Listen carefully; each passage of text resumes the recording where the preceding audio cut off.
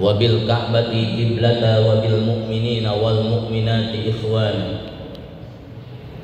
Faqad qala Allah Ta'ala fil Qur'anil Karim, a'udzu billahi minasy syaithanir rajim, bismillahirrahmanirrahim. Ya ayyuhalladzina amanu kutiba 'alaikumus syiyamu kama kutiba 'alal ladzina min qablikum la'allakum tattaqun ayyaman ma'dudat. Wa qala an-nabiy sallallahu alaihi wasallam man shoma ramadhana imanan wa ihtisaban ghufira lahu ma taqaddama min dhanbi. Hadratil mukarramin, para jamaah kuliah subuh Masjid Ar-Rahman, rumah yang dihormati Bapak Haji Tatang beserta keluarga, Ketua DKM, Pak RT, Pak Hasim, Pak RT Pandi, Pak Ustadz Arsan, dan semua yang hadir di sini. Semoga Allah Subhanahu wa Ta'ala melimpahkan rahmat dan hidayahnya kepada kita semua. Tema kuliah subuh pada kali ini adalah bagaimana caranya puasa kita berpahala. Hadis Nabi Shallallahu Alaihi Wasallam, rubba sha'imin laisa lahu min syiyamihi illal ju'a wal athas. Banyak orang puasa, laisa lahu min syiyamihi, tapi puasanya tidak ada apa-apanya. Jangan kita, mudah-mudahan jangan yang hadir di sini, sayang. Illal ju'a wal athasa, kecuali hanya lapar dan dahaga. Kalimat rubah ini artinya banyak. Kalau bahasa Sundanya mang pirang-pirang. Banyak banget orang puasa tapi nggak ada pahala. Sebelum kita berlanjut bagaimana puasa ini berpahala, adalah kita harus memahami ayat Al-Quran Al-Baqarah 183. Bismillahirrahmanirrahim. Ya ayyuhalladzina amanu kutiba alaikumus syiyamu kama kutiba alal ladzina min qablikum la'allakum tattaqun. Kata ya ayyuhalladzina amanu ini menjadi syarat utama puasa kita diterima oleh Allah.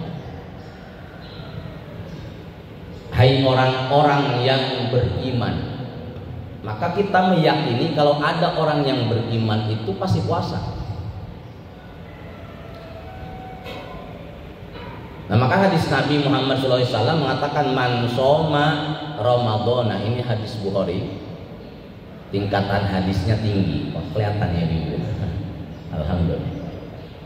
Man shoma, siapa saja yang berpuasa, laki, perempuan, muda, tua, kaya, miskin, pinter, bodoh, semua man. Waman wama wa'al tusawwi ma yukir. Ibnu Malik gitu dalam Alfiyah. Man itu sama. Bahkan Tuhan saja banyak menggunakan kata man. Ini kalimat isim mausul.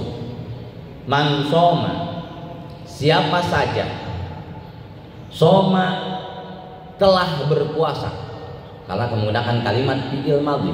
Nah, kita sudah puasa tadi kemarin 1 hari, sekarang insya Allah.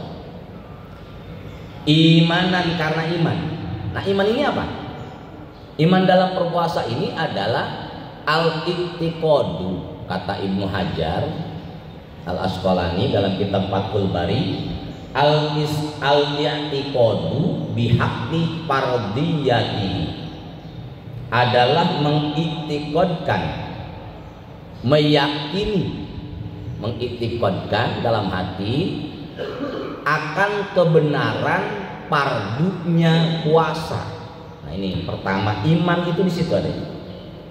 Hanya imanan. Ya ayyuhalladzina amanu.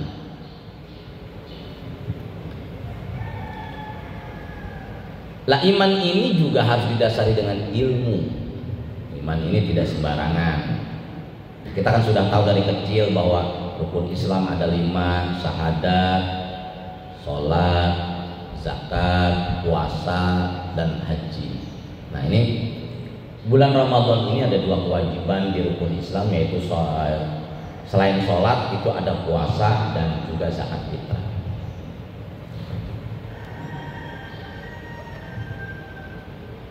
Wajibnya puasa adalah yang pertama biru'yatil hilal. Kemarin hampir kita terlambat tarawih Pak RT Asyik, karena keputusan hilalnya itu sudah waktu isya lebih. Tapi memang mau tidak mau begitu.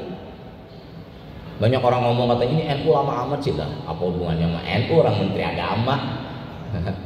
Muhammadiyah udah duluan ya, biarin aja duluan. Kan bicaranya beda cara hitung, hisab dan ru'yatul hilal, melihat langsung. Nah, ini bukan masalah siapa lebih utama, tapi Al-Quran mengatakan faman syahida minkumus syahra falyasumhu. Barang siapa yang menyaksikan itu melihat dengan alat atau mata telanjang sudah adanya bulan Ramadan, falyasum, maka wajib puasa. Maka kebanyakan orang-orang ahli falakiyah ini ya pengennya si ru'yah, biru'yatil hilal, walaupun dihisab bisa. Dan ternyata akur. Tahun ini nih akur antara hisab dan ru'yah. Biasanya suka nggak akur. Kata hisab sudah, tapi kata ru'yatul hilal belum kelihatan karena disebabkan mendung dan sebagainya. Kan kebetulan hujan. Tapi alhamdulillah bisa diputus. Yang kedua istiqmalus Sya'ban. Kalau ternyata tidak terlihat ru'yah hilal, maka harus disempurnakan 30. Nah ini yang biasa dilakukan oleh pemerintah adalah istiqmal. Kemudian yang ketiga adalah bi khobari imamin adilin, adalah dengan kabar seorang imam yang adil, yang pada kesempatan ini adalah pemerintah. Nah ini menjadi wajibnya puasa ini 3. Jadi kita kemarin ngikutin semua. Kita punya pemerintah, alhamdulillah akur sama hisab sama ru'yatul hilal. Jadi nggak ada yang berdosa. Lah, seandainya kita mengikuti salah satu pendapat, tapi berbeda dengan imam yang dianggap imam walaupun nggak adil, tapi imam itu pemerintah. Kita punya satu dosa, dosanya tidak nurut sama pemerintah. Karena atiullah wa atiur rasul wa ulil amri minkum. Ulil amri ini kan salah satu yang kata Quran harus ditaatin kalau benar. Kalau benar, karena makanya tidak atiullah wa atiur rasul wa ati ulil amri, tidak begitu. Atiullah wa atiur rasul wa ulil amri. Tidak dikatakan wa atiullah, walaupun itu menggunakan kalimat atop, huruf atop. Itu wajibnya puasa sudah kita lewati. Alhamdulillah pemerintah melalui Menteri Agama sudah menetapkan hilal pada tanggal 1 Maret kemarin. Kemudian syarat puasa ini perlu kita pahami agar imannya benar, supaya puasanya ada pahalanya. Jangan kayak hadis yang pertama saya baca tadi, banyak orang puasa nggak ada pahala kecuali lapar dan dahaga. Syarat puasa itu yang pertama Islam. Alhamdulillah jamaah Masjid Al-Rahman laki perempuan Islam semua. Ini kan wajib, rukun namanya, syarat. Yang kedua berakal. Orang berakal, kalau tidak berakal dia tidak puasa, orang gila dan sebagainya. Termasuk berakal itu anak kecil di bawah umur 7 tahun, belum balik. Yang ketiga balik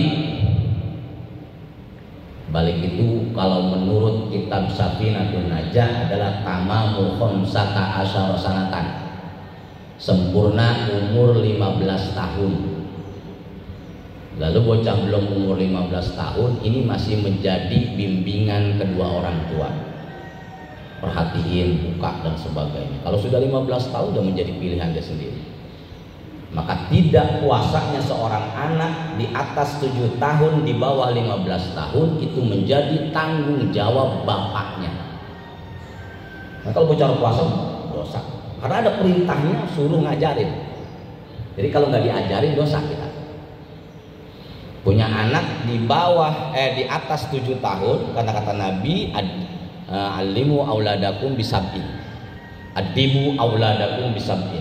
Jadi mulai umur 7 tahun udah mulai diajarin. Nah diajarin ini kan nggak harus full puasanya. Kalau dia kuat sampai jam 12 ya nggak apa-apa. Namanya ngajarin. Syukur-syukur kuat. Ini balik. Kalau sudah umur 15 tahun itu menjadi pilihan dia sendiri. Nah kita udah 15 tahun belum puasa. Wah nggak puasa ini dosanya lebih banyak lagi ke bapaknya. Jangan dibiarkan, walaupun sudah tidak menjadi tanggung jawabnya. Kalau dia sudah balik memang sudah wajib secara mukallaf, secara pribadi. Itu. Terus kemudian buat perempuan an-niqahu anil haidi wan nifasi wal wiladati.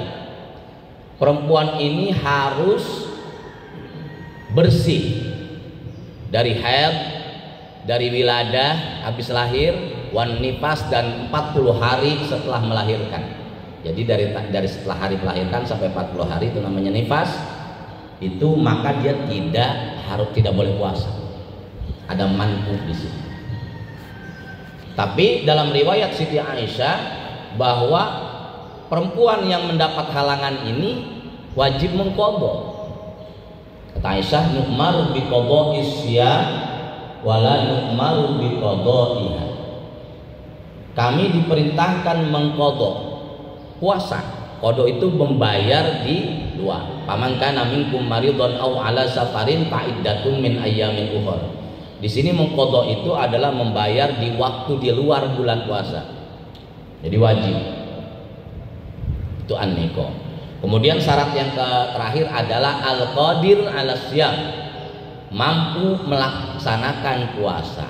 Bagaimana yang tidak mampu? Itu tadi dari dalam Al-Qur'an, faman kana minkum maridun, orang sakit. Orang sakit tuh nggak wajib, tapi wajib bayar nanti kalau udah sembuh. Au ala safarin, atau orang dalam perjalanan jauh, nggak boleh. Dia boleh buka, bukannya harus tapi boleh doang. Orang sakit juga cuma boleh kalau dia mau terusin puasa, nggak apa-apa. Ah mau puasa baik, saya punya emah, bagian saya minum promah dulu atau obat emah lain. Atau bagian saya mau diimpus juga, yang penting saya puasa, nggak apa-apa. Karena diimpus atau disuntik ini nanti dibahas di rukun, itu tidak membatalkan puasa. Lalu bagaimana orang yang tidak mampu puasa tapi juga tidak diharapkan mampu puasa, seperti orang yang sudah pikun, nenek-nenek sakit sudah parah, orang yang kena stroke-nya sudah parah, ini kayaknya tahun ini nggak mungkin puasa. Kalaupun Allah kasih umur yang panjang, nggak bakal puasa tahun ini. Maka wajib membayar fidyah. Tapi kalau sembuh dia wajib qadha.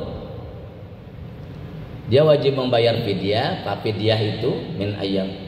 Likulli yaumin muddun. Pemerintah Banten menetapkan fidyah bagi orang yang tidak mampu berpuasa disebabkan sakit dan yang lainnya adalah 60.000 yang ditetapkan oleh Basnas Banten. Satu hari. Jadi satu hari nggak puasa itu bayarnya 60.000, bapak-bapak. Kita punya orang tua udah hirom, udah nggak bisa ngapa-ngapain, tapi masih hidup kan, masih wajib puasa. Tapi nggak bisa puasanya, maka anaknya atau keluarganya wajib membayar fidyah satu hari 60.000. Mana ke amil, bayarnya ke amil. Disitunya harus ke orang miskin, tapi tampung aja dulu sama amil fidyah. Satu hari 60.000 berarti 6 kali kalau 3 bulan, 6 kali 3 18 ya, 6 kali 3 gitu 18 kan, 1.800.000-an ya. Itu yang harus dibayar oleh ahli warisnya, oleh anak-anak. Nah, ini alal qadir, ini menjadi syarat puasa. Maka ya kita harus perhatikan, kita punya keluarga yang nggak bisa puasa disebabkan sakit, maka ya sudah, saya bayar fidyah. Karena di situ Al-Qur'an, faman kana minkum maridun aw ala safarin fa iddatun min ayyamin ukhra wa 'alal ladzina yutiqunahu fidyatun ta'amu miskin. Dan bagi orang-orang yang tidak kuat puasa, maka harus fidyah, memberi makan orang miskin. Kali lagi yang ditetapkan oleh pemerintah Banten oleh Basnas itu per hari 60.000. Silakan nanti saya share. Di situ ada keputusannya. Itu syarat. Kita harus paham. Syarat puasanya itu Islam tadi. Sampai alal qadir. Kemudian rukun puasa itu cuma 2. Yang pertama niat. Niat puasa dengan niat ibadah yang lain berbeda. Kalau niat ibadah yang lain seperti sholat adalah qasdu syai'in muqtaronan bi fi'lihi, adalah menginginkan sesuatu langsung dengan pekerjaannya. Sholat misalkan niat sholat Allahu Akbar, sholli fardhu subhi raka'ataini mustaqbilal qiblati ma'mumalita Allahu Akbar. Itu sholat, niatnya begitu. Lalu kalau puasa gimana? Puasa mah beda, dia mah disyaratkannya malam. Jadi kalau misalkan bapak sengaja niatnya baru sekarang, ini dikhawatirkan batal. Parang gomah, karena kata fikih katanya qasdu syai'in muqtaronan bi fi'lihi. Jadi pas imsak, pas puasa baru niat. Jangan, beda. Dia harus malam. Waktunya kapan? Setelah sholat isya sampai mau imsak. Itu niat. Maka kita biasa kalau sholat taraweh udah baca niat nawaitu shauma ghadin an adani fardhi syahri ramadhana hadhihi sanati fardhillahi ta'ala. Itu bedanya niat puasa dengan niat ibadah yang lain. Kita mau umroh, kita udah niat udah balik ke umroh. Labbaik Allahumma umratan, labbaik Allahumma hajjan. Kalau haji bari make umroh sudah di mikot, tapi puasa beda. Begitu juga sholat atau zakat. Nawaitu an ukhrija zakatal fitri an nafsi fardholillahi ta'ala, bari dikasih duitnya. Tapi beda dengan puasa. Puasa mah niatnya itu justru masih jauh, tapi sudah dihitung niat. Yang kedua rukun puasa adalah al-imsak, menahan anil muftirati, dari segala yang membatalkan puasa. Wahia al-aqlu wasyurbu wal jima'u. Yang dinamakan imsak adalah, yang dinamakan rukun yang kedua adalah menahan dari segala yang membatalkan. Di antaranya adalah makan, minum, bersetubuh, berjima, au ma yadkhulu fil manfazi, atau sesuatu yang masuk ke dalam lubang-lubang kita. Lubang hidung, lubang mulut udah pasti ini mah, tempat makanan. Lubang kuping, bapak sengaja masukin air ke kuping walaupun nggak kerasa, kan masuknya ke tenggorokan Pak. Kerasa adem di tenggorokan, masukin ke kuping juga masukin ke tenggorokan, batal. Lewat hidung. Makanya ada beberapa sunnah yang makruh ketika Ramadan. Salah satunya istinsyak dan tekemur. Pada waktu puasa nih, udah sekarang nih, ntar wudhu, itu gak usah tekemur Pak. Makruh hukumnya. Apalagi istinsyak, masukkan air ke hidung, itu makruh. Padahal biasanya sunnah. Maka kalau bulan Ramadan wudunya langsung ke muka. Nawaitul wudu ali rabbil hadasil asghari fardholillahi ta'ala, langsung ke muka. Jangan pakai hidung, jangan pakai mulut, karena makruh. Itu tidak boleh. Tapi nggak membatalkan kalau nggak masuk mah. Gitu. Hebat kemurnya kencang. Nggak boleh. Makruh hukumnya. Jadi ketika berpuasa ada yang dimakruhkan, yang tadinya sunnah menjadi makruh karena disebabkan puasa. Manfaat satu terakhir adalah lubang pantat. Ini juga tidak boleh sembarangan dimasukin, walaupun jari kita masukin ke pantat kita, ini membatalkan puasa. Makanya orang yang disodomi itu batal puasa. Kalau ada yang disodomi, maka manfaat ini. Lalu bagaimana kalau orang diimpus atau disuntik? Ini tidak batal, Pak. Bapak misalkan sakit nih, periksa ke dokter, jadwalnya pas puasa dan harus disuntik, suntik aja, Pak. Karena bukan manfaat. Pantat di sini nih masuk di kulit, dia mau masuk ya ke kulit. Yang membatalkan itu yang manfaat. Tempat manfaat itu bahasa Arab, bahasa Indonesia ada lobang. Lobang yang Allah ciptakan seperti lobang kuping, lobang hidung, lobang mulut sama lobang pantat. Jadi makanya kalau ada cerita dulu, jangan kentut di air Pak Haji Tatang ya, gitu. Karena kalau airnya masuk bisa saja menyebabkan batal, bisa saja. Tapi ya, kan apa masa kentut air masuk, emang masuk gitu air? Enggak kan? Kalau masuk ya batal. Tapi setahu saya kalau kentut di air tuh enggak ini sih, enggak masuk airnya. Itu harus diperhatikan ketika kita puasa, tadi di antaranya ketika kita wudhu. Maka salah satunya adalah siwak. Bersiwak atau sikat gigi ini juga makruh ketika puasa pada sholat zuhur dan asar. Pada sholat zuhur dan asar, embat-embatan bersiwak nih pakai kayu arak atau sikat gigi. Bau banget mulut, karena dilarang sama Nabi. Kata Nabi, lahuluku famis shaimi atyabu min rihil miski. Bau mulutnya orang yang berpuasa siang hari menurut Allah lebih wangi daripada misik, walaupun menurut kita bau. Maka dilarang. Makruh, bukannya membatalkan tapi makruh. Ngapain juga? Nah ini juga, kalau kita melakukan yang makruh, maka puasa kita berpotensi tidak berpahala, Bapak-bapak. Puasa kita bila melakukan hal yang dibenci oleh Allah berpotensi tidak berpahala. Nah ini yang perlu kita perhatikan. Maka kata Nabi tadi, rubbas shaimi laisa lahu min siyamihi illal ju'a wal athos. Banyak orang puasa tapi tidak ada pahalanya. Itu secara fikih baru. Lalu secara ilmu tasawuf yang juga diterangkan oleh Nabi SAW, ada 5 perkara yang perlu kita hindari.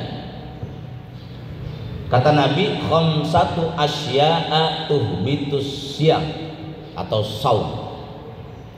5 perkara yang dapat menghancurkan puasa. Kalau kita lakukan salah satunya, ini puasa kita berpotensi tidak punya pahala. Artinya puasa kita ya sia-sia mah enggak. Kalau kita ngerjain mah kita enggak berdosa. Gua mah kayaknya batal ini puasa. Maksudnya puasa batal secara pahala, bukan secara fikih, bukan secara syariat. Ngomongin orang. Kan karena 5 perkara itu, yang pertama al-ghibah. Ghibah itu membicarakan orang yang benar adanya, Pak. Benar orang itu melakukan itu, diomongin nama kita. Soalnya begini. Terus kalau misalkan orang itu nggak ngelakuin, lah fitnah namanya. Fitnah asyaddu minal qatli, lebih bahaya daripada pembunuhan. Artinya lebih berpotensi lagi kalau kita memfitnah orang, tidak pahalanya puasa kita. Jadi 5 perkara, salah satunya ada ghibah. Kemudian wan namimah, mengadu domba. Ini ngadu domba ini sekarang kan lebih mudah daripada zaman dulu. Pakai WA ngadu domba itu bisa. Tiba-tiba tek orangnya di mana tapi bikin orang kesel. Nah, kalau bisa nih ya Ramadan HP-nya bekal baca Quran aja. Takutnya berpotensi menyebabkan puasa kita tidak ada pahala. Tuh, wal yaminul ghamus, bersumpah palsu. Sumpah palsu itu apa? Sumpah yang tidak menggunakan nama Allah. Karena teh pandi, teh wis dari mana? Sono ya gitu kan. Sumpah kemana-mana saya mah sumpah doang tuh. Itu namanya yaminul ghamus. Sumpah palsu, tidak menggunakan kata Allah. Demi Allah saya tidak melakukan. Tapi dia nggak menggunakan asma Allah. Sumpah. Bledek begitu kan, kadang-kadang kita mau begitu. Bledek. Ini juga yaminul ghamus, berpotensi menghancurkan pahala kita, puasa kita. Kemudian wan nazratu bisyahwah, melihat dengan pandangan syahwat. Kemana baik? Melihat makanan, melihat perempuan, dan muhrim. Maka mudah-mudahan jamaah Masjid Ar-Rahman ini lebih banyak ada di masjid, karena di luar ini berpotensi kalau nggak kerja ya, karena di luaran masjid ini potensi pembatalan pahala puasanya ini besar sekali Bapak, besar sekali. Maka itu kata-kata Nabi dalam kitab Bukhari, hadis Nabi, man soma Ramadan imanan itu tadi al-iktiqadu bihaqqi fardiyatihi, kita mengiktiqadkan bahwa hak pardunya puasa itu benar. Ini satu baru iman, karena pada ayat terakhirnya la'allakum tattaqun, ini pahalanya adalah takwa. Maka dalam hadis itu dilanjutkan dengan wahtisaban, dan karena Allah. Padahal iman saja sudah cukup, tapi kenapa ditambahkan ihtisaban? Karena Allah. Ghufira lahu ma taqaddama min dzambihi, maka akan diampuni dosanya kalau dia sudah mencukupi dua syarat. Iman, ihtisab. Nah, ihtisab ini kita hanya karena Allah Subhanahu wa taala. Nah, makanya faktor-faktor penunjang ini apa? Tadi kan rukun, syarat, sama wajibnya. Faktor penunjang untuk mendapatkan pahala puasanya menjadi la'allakum tattaqun itu sunnah. Sunnahnya puasa ngapain baik? Yang di dalam puasa ada dua. Pertama, menyegerakan buka, takjilul iftar. Jadi kalau sudah langsung minum. Bismillahirrahmanirrahim. Minum, makan korma 3 biji baru baca doa. Allahumma laka sumtu wa bika amantu wa ala rizqika afdaltu bi rahmatika ya arhamar rahim. Bukan kita baca Allahumma laka sumtu baru makan, bukan, tapi bismillah aja dulu. Bismillahirrahmanirrahim, makan aja. Udah kenyang makan baru baca doa Allahumma laka sumtu wa bika amantu wa ala rizqika afdaltu bi rahmatika ya arhamar. Itu yang benar katanya. Jadi bukan Allahumma laka sumtu belum dimakan, bukan begitu. Jadi bismillah doang kalau waktu makan pertama buka, baru baca Allahumma laka sumtu. Ini faktor penunjang. Faktor penunjang puasa kita mendapat pahala. Yang kedua, takhirus sahur, mengakhirkan sahur. Nah, tadi kita semuanya ada sahur di masjid, itu jam 3 lewat, hampir jam 3:30. Itu namanya takhirus sahur. Jadi bapak-bapak, kalau bapak udah makan kenyang jam 2, kan ogah tuh sahur lagi, tetap niatin sahur di akhir. Mau minum susu doang. Kata Nabi, tasahharu walau jur'atamain. Sahurlah kamu walaupun hanya dengan seteguk air. Fa inna fiha barokatan, karena di dalam sahur ada berkah. Wa inna fiha mukhtalifatan bainal Islam wa ghairi. Dan sahur juga yang membedakan puasa orang Islam dengan non-Islam. Emang orang non-Islam puasa? Lah itu kata Al-Qur'an, kama kutiba 'alal ladzina min qablikum. Orang sebelum kita ada yang puasa. Lalu Bapak tanya sama orang-orang Kristen, orang-orang Yahudi, orang Cina juga Bapak. Ada puasa. Tapi mereka tidak ada istilah sahur, nggak ada. Karena memang itu yang membedakan antara kita dengan orang non-muslim. Jadi sahur ini menjadi faktor penunjang puasa kita mendapat pahala. Jangan diremehkan sahur itu. Maka kalau RT Pandi bangunin sahur atau RT Asim, ya jangan digedegin. jam 2 udah bangunin sahur, biarin. Karena dia ngingetin. Sesuatu nilai yang bernilai ibadah diingatkan, itu juga mengandung ibadah. Waman ahsanu mimman da'a kaulan mimman da'a ilallah wa rasulihi wa amila sholihan. Tidak ada ucapan yang lebih bagus daripada ucapan yang mengajak kepada Allah dan Rasulnya dan mengajak beramal soleh. Bangunin sahur termasuk ibadah, Bapak. Kadang-kadang orang, wah apa itu, gak ada dari sana. Mana ada, Bu? Orang zaman Nabi juga kalau di film tuh yang Muhammad Rasulullah sahur ada kok saya. Di sejarah Rasul bari keliling itu sahabat-sahabat sahur Ramadan itu. Jadi bangunin sahur ini ibadah dan pernah dilakukan oleh para sahabat, saling mengingatkan sahur. Bahkan Nabi nyuruh, coba tengok saudara sono udah bangun sahur belum? Ada beberapa hadis. Jadi bapak-bapak jangan makanya berlomba nih ke masjid. Saya dulu bilang sama ketua DKM Alisa, coba bangunin sahur ini ya tokoh-tokoh masyarakat, jangan anak-anak. Kalau bocah yang bangunin sahur pakai bercanda, ntar yang lain pada kesel. Tapi kalau tokoh masyarakat, Pak RT Pandi, Pak RT Hasim, Haji Asri dan juga yang lain, wah ini akan lebih tertib. Karena ini ibadah. Nanti dipakai main nama bocah, nilai ibadahnya hilang. Gitu. Jadi jangan dianggap bangunin sahur bid'ah dan sebagainya. Ya bacalah Sirah Nabawiyah, Fathul Bari, juga Sahih Muslim, itu diceritakan. Dan Nabi pun nyuruh, ada kalimat kata sahharu, sahurlah kalian. Jadi kalau kita ngebangunin sahur ya artinya kita sudah melakukan apa yang dilakukan oleh Nabi, ya walaupun caranya beda. Caranya berbeda. Inilah faktor bagaimana caranya puasa kita mendapat pahala.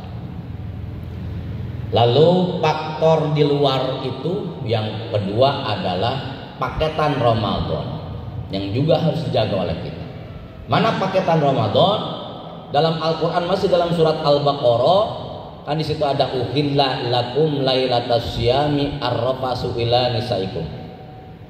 Kemudian summa atimus syiyama ilal lail. Sempurnakanlah puasa sampai malam. Kok bisa? Nggak buka dong kita, bukan. Kalau puasanya masal maghrib gue udah wajib buka, udah harus buka. Tapi menyempurnakan puasa sampai malam itu adalah mengisi dengan sholat taraweh. Hadisnya masih sangat sahih. Man qoma ramadhana imanan wa ihtisaban ghufira lahu ma taqaddama min dzambi. Barang siapa yang melakukan qiyamul lail kemudian oleh para sahabat disebut sholat taraweh. Kok bisa? Saya doakan nih jamaah Masjid Ar-Rahman nanti bisa umroh Ramadan, amin. Jadi kita bisa tahu sholat di sana itu emang menyenangkan, beda dengan sholat di Masjid Ar-Rahman. Maka orang menyebut di sana di Mekah Madinah taraweh itu menjadi hal yang menyenangkan. Tarawah, istirahat, mereka menjadikan itu istirahat, menyenangkan.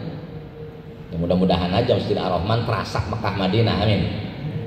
Ya menjadi lebih menyenangkan gitu. Karena sholat di sana memang menyenangkan gitu. Di depan Ka'bah atau di depan Raudhah lebih menyenangkan. Maka menyebutnya sahabat dengan kata Nabi man qoma ramadhana tidak ada. Maksudnya jarang ada redaksi hadis yang menyebutkan wa man tarawaha, tidak ada. Tidak disebutkan begitu. Yang lebih populer adalah man qoma. Barang siapa yang qoma melakukan sholat. Qoma itu berdiri. Artinya qoma.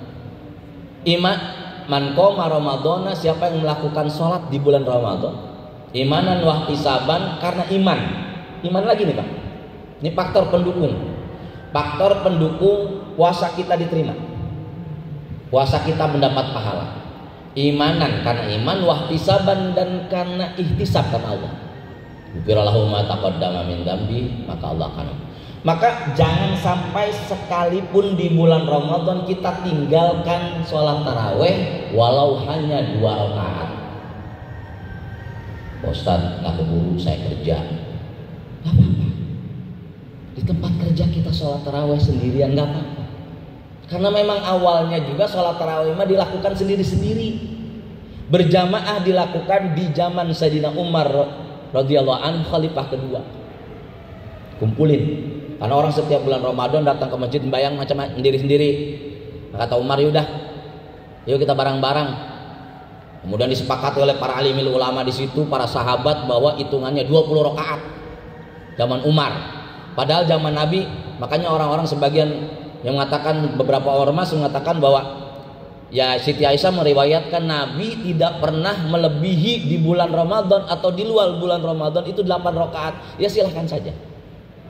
Itu riwayat Aisyah.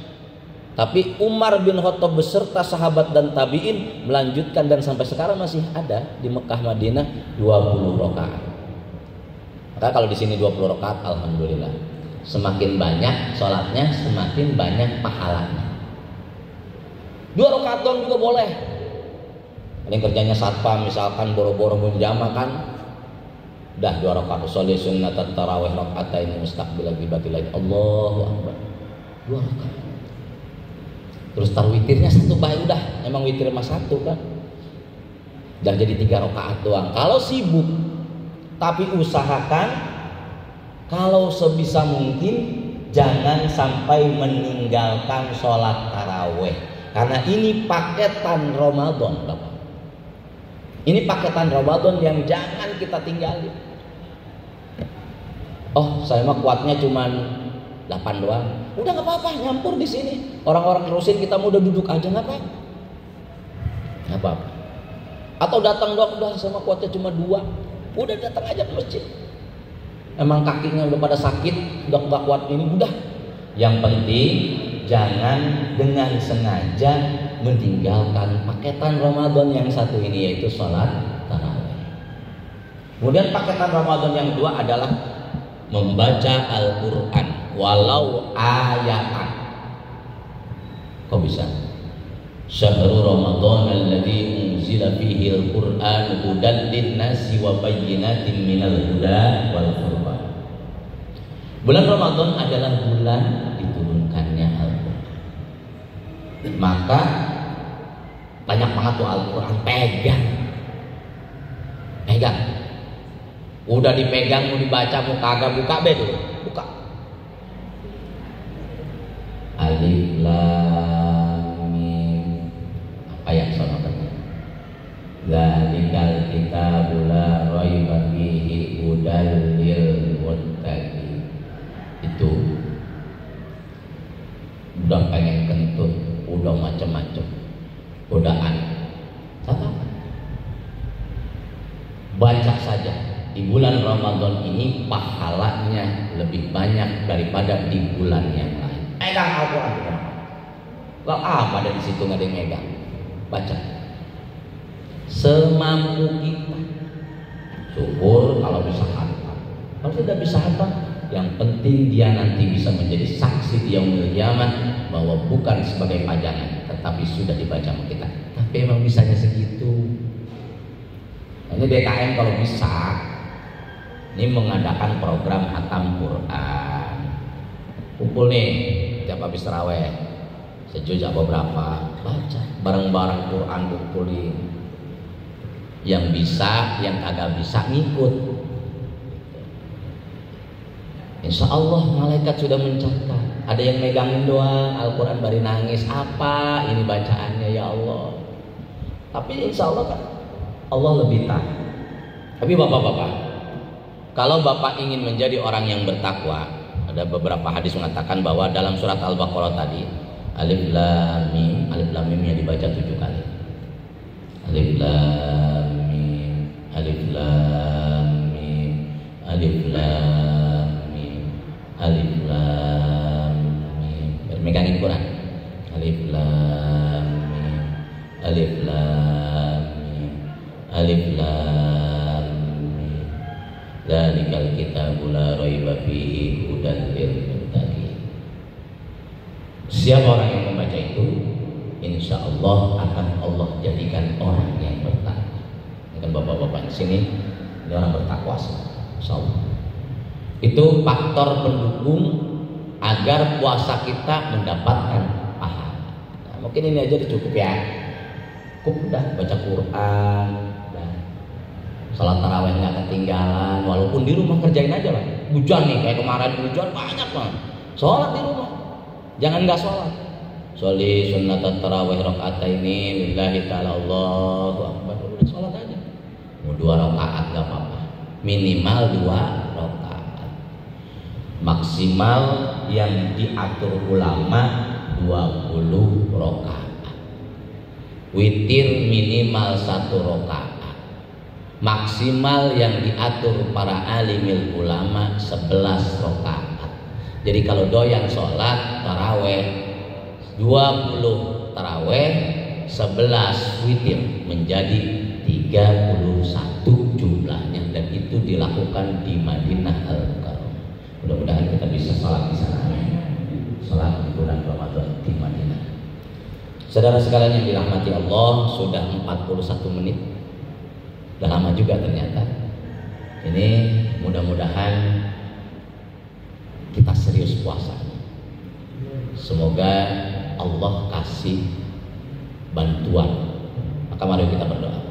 Bismillahirrahmanirrahim. Allahumma a'inna ala dzikrika wa syukrika wa husni ibadatika. Allahumma a'inna ala dzikrika wa husni ibadatika. Allahumma a'inna ala dzikrika wa syukrika wa husni ibadatika. Ya Allah, berilah pertolongan kepada kami untuk berzikir kepadamu dan bersyukur kepadamu dan memperbaiki ibadah kepadamu. Terima kasih atas perhatian, mohon maaf segala kurangan. Wallahul muwaffiq ila aqwamit thoriq. Wassalamualaikum warahmatullahi wabarakatuh.